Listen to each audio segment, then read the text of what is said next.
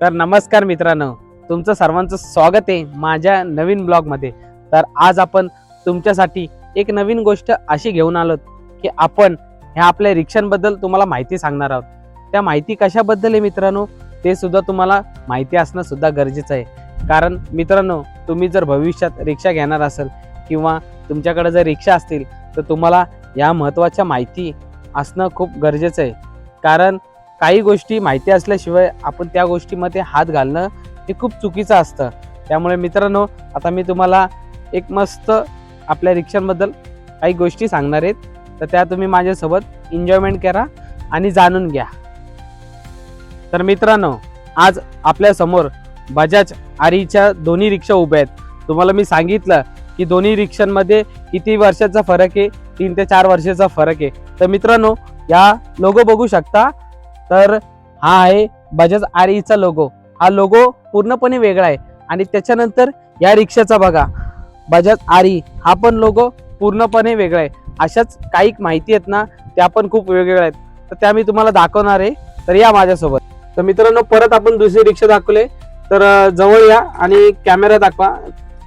तर इथला बघा तुम्ही, हा मीटर बघू शकता, हा वेगळा आहे। इथं सीएनजीचं एकदम साधं, या साध्या पद्धतीने दिलेलं आहे। आणि दुसरी गोष्ट, चार्जिंगची केबल सुद्धा दिलेली आहे, पण ती सुद्धा इथं दिलेली आहे, ती पण साधी दिलेली आहे तिला। कारण त्याला ह्याला जुन्या रिक्षाला ना वेगळा चार्जर घ्यावा लागतो आपल्याला, अडॅप्टर छोटा जो दुकानामध्ये मिळतो तो लावावा लागतो। तसं तिला डायरेक्ट फक्त आपण USB लावून कनेक्ट करू शकतो। आणि दुसरी गोष्ट महत्वाची म्हणजे आता रिव्हर्स, तर त्या रिक्षाचा तुम्ही बघितला का रिव्हर्स हातामध्ये होता, आणि मित्रांनो ह्या रिक्षाचा रिव्हर्स बघा, हे बघा, हे असं तुम्हाला खाली वाकून वर करावं लागतं, हे बघा। तर हे अशा प्रकारे म्हणजे तुमच्या कमरेला सुद्धा काही त्रास वगैरे होत नाही। तर असं एक ऍडव्हान्स फीचर्स त्या रिक्षामध्ये दिलेले या जुन्यापेक्षा। तरी अजून पण बरेच काही गोष्टी अपडेट आहेत, त्या पण मी तुम्हाला दाखवतो, चला माझ्यासोबत। तर मित्रांनो, आता ही आपल्या समोर आहे 2025-26 ची रिक्षा। तुम्ही बघू शकता, हिचा इंटरनेल एकदम वेगळा आहे, तसंच हिचा मीटर केबल हे पण बघा एकदम वेगळा आहे। तर जवळ या कॅमेरामॅन आणि बघा, तर हे बघा, हा पण एकदम डिजिटल मीटर दिलेला आहे। याच्यामध्ये या सगळ्या गोष्टी आहेत, सीएनजीचं हे वेगळं दिलेलं आहे, या सगळ्या गोष्टी वेगळ्या दिल्या आहेत, सगळ्याच गोष्टी म्हणजे वेगवेगळ्या दिलेल्या आहेत। म्हणजे ह्या फीचर्स अपडेट फीचर दिलेलं आहे, पूर्णपणे अपडेट मध्ये दिलेलं आहे।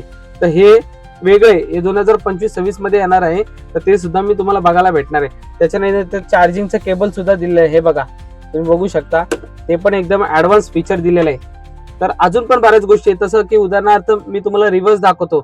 या गाडीचा रिव्हर्स आहे ना, हातामध्ये दिलेला आहे, हा बघा, हा रिव्हर्सचा बटन आहे, म्हणजे तुम्हाला जास्त खाली वाकायची गरज नाहीये। आणि ते पण मी तुम्हाला दाखवतो पुढच्या ह्याच्यामध्ये, दुसऱ्या रिक्षामध्ये। चला माझ्यासोबत।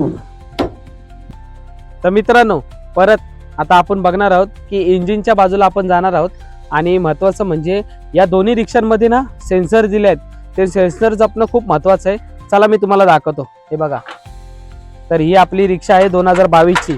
तर हा इंजिन आहे, हा सेन्सर आहे बघा, हा सायलेन्सर मध्ये दिलेला आहे, या सर्व गोष्टी आहेत। आणि ह्या गोष्टी म्हणजे तुम्हाला सांगतो की या जुन्या रिक्षाचं आहे ना, त्याला वरती आहे ना कॅप लावले गेलेले आहेत, म्हणजे सेन्सर ना झाकलं गेलेलं आहे। कारण जेणेकरून पावसाळी जरी पाणी वगैरे लागलं ना, तरी काही प्रॉब्लेम होणार नाहीये आणि काही इश्यू सुद्धा येणार नाहीये। तर हे सुद्धा आपल्याला बघणं गरजेचं असतं, हे सर्व गोष्टी आहेत। तर त्या रिक्षाचं थोडं वेगळं आहे, ही आहे 2022 ची आरई रिक्षा, बजाजनी काढलेली।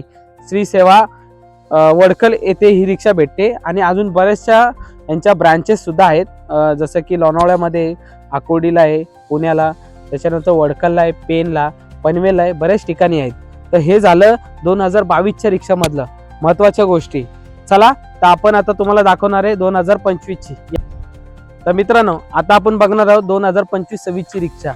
हिच्यामधलं बऱ्याचशा गोष्टी वेगवेगळ्या आहेत, तुम्ही बघा, तुम्हाला बघायला भेटेल, खूप ऍडव्हान्स आहे। आणि ही आत्ताची नवीन रिक्षा आहे, एकदम फुल नवीन कोरा इंजिन आहे, बघू शकता तुम्ही, एकदम भारी आहे। हा सेन्सर बघा, त्या रिक्षाचा बघितला तर तो सेन्सर इथं वरच्या साईडला होता, जो सायलेन्सर आहे, हा आता एकदम खालच्या साईडला आहे। आणि मी सांगितलं होतं ना, बघा, हा एकच सेन्सर झाकला गेलेला आहे आणि तो सेन्सर उघडा ठेवला गेलेला आहे। म्हणजे महत्वाचं म्हणजे मित्रांनो, तुम्हाला सांगतो की ह्यामध्ये आपल्याला कोणत्या गोष्टीची काळजी घ्यावी लागते, की गाडी धुताना, जेव्हा आपण वॉशिंग सेंटरला म्हणा किंवा घरी जेव्हा आपण गाडी धुतो, तेव्हा त्या सेन्सरला बिलकुल पाणी लागता कामा नये। कारण ह्या सेन्सरला जर पाणी लागलं ना, तर बऱ्याचशा गोष्टी प्रॉब्लेम होऊ शकतं. गाडी तुमची बंद पडू शकते, चालू होणार नाही. या सेन्सर असलेल्या गाड्या आहेत ना, खूप जपणं महत्त्वाचं आहे. तर मित्रांनो, या गोष्टी तुम्ही सुद्धा लक्षात ठेवलं पाहिजे. त्याच्यानंतर आता आपला आहे तिसरा पॉईंट, तर तो सुद्धा मी तुम्हाला पॉईंट ऑफ व्ह्यू करणार आहे. चला तर मित्रांनो, आता आपण बघणार आहोत पेट्रोलच्या गोष्टी. हे बघा, हा आहे पेट्रोलची गोष्ट, ही आहे पेट्रोलची टाकी. तर तुम्ही ही सुद्धा बघू शकता. तर मित्रांनो, महत्त्वाचं म्हणजे या दोन्ही गाड्या आहेत पेट्रोल आणि CNG व्हेरियंट. पण ह्याच्यामध्ये पेट्रोल ठेवणं खूप महत्त्वाचं आहे, कारण ह्याच्यामध्ये कमीत कमी 1.5 लिटरचं तरी पेट्रोल असणं महत्त्वाचं आहे. कारण तुम्ही निश्चित CNG वरती ही रिक्षा चालू शकत नाहीये, कारण ह्याच्यामध्ये जर पेट्रोल नसेल तर तुमची गाडी बंद पडू शकते आणि तिचं इंजिन पण लॉक होऊ शकतं. तर ते सुद्धा आपल्याला एकदम काळजीपूर्वक बघणं गरजेचं आहे. तर हे तुम्ही बघितलेलं पेट्रोलचं फीचर्स ह्याच्यामध्ये सेम तिच्यामध्ये पण तसंच आहे की तिच्यामध्ये पण आपल्याला पेट्रोल ठेवावाच लागतो. तर ते सुद्धा मी तुम्हाला दाखवणार आहे छोटंसं. चला माझ्यासोबत. तर मित्रांनो, हे बघा, इकडे पण पेट्रोलचं आहे, पण सेमच आहे. सर्व गोष्टी सेमच आहेत, म्हणजे काही गोष्टी आहेत ना त्या सेमच ठेवलेल्या आहेत कंपनीने. आणि ह्याच्यामध्ये पण तीच परिस्थिती आहे की तुम्हाला पेट्रोल ठेवावाच लागतो. कमीत कमी 1.5 ते 2 लिटरचा पेट्रोल ठेवावं लागतं. ही जवळजवळ 3.5 लिटरच्या दोन्ही पेट्रोलच्या टाक्या आहेत. तर तेवढं तुम्हाला पेट्रोल ठेवावाच लागतो, कारण पेट्रोल आणि CNG व्हेरियंट आहे. कारण मित्रांनो, सकाळी तुम्हाला चालू करताना ना ही गोष्ट लक्षात ठेवायची की तुम्हाला पेट्रोलवरती रिक्षा चालू करणं खूप महत्त्वाचं आहे, आणि मग नंतर तुम्हाला CNG वरती तिला चालवायची आहे. ठीक आहे. तर मित्रांनो, मी तुम्हाला बऱ्यापैकी दोन्ही रिक्षाबद्दल माहिती सांगितलेली आहे. तर ही 2022 ची तुम्ही रिक्षा बघू शकता. ही आहे BS6, बरोबर आहे. तर BS6 ची मी तुम्हाला सांगतो की ही पण रिक्षा आहे ना, पळायला खूप भारी आहे आणि खूप पळते वगैरे, खूप ताकद पण आहे हिच्यामध्ये आणि चांगली पण आहे. ही आहे BS6. तर त्याच्यानंतर तुम्ही हिला सांगितली की ह्या BS7. तर ही आहे BS7 रिक्षा. ही पळायला एवढी जबरदस्त आहे ना, नवीन क्वालिटीचे आहे आणि काहीतरी नवीन आणि अपडेट दिलेलं आहे. तर महत्त्वाचं म्हणजे की हिच्यामध्ये पण ताकद भरपूर आहे आणि ही पळायला पण खूप आहे, आणि हिला खूप काळजीपूर्वक आपल्याला चालवावी लागते, कारण हिच्यामध्ये ताकद एवढी आहे ना की ही खूप जोरात पळत असते. तर ती सुद्धा आपल्याला काळजी घेणं खूप महत्त्वाचं आहे.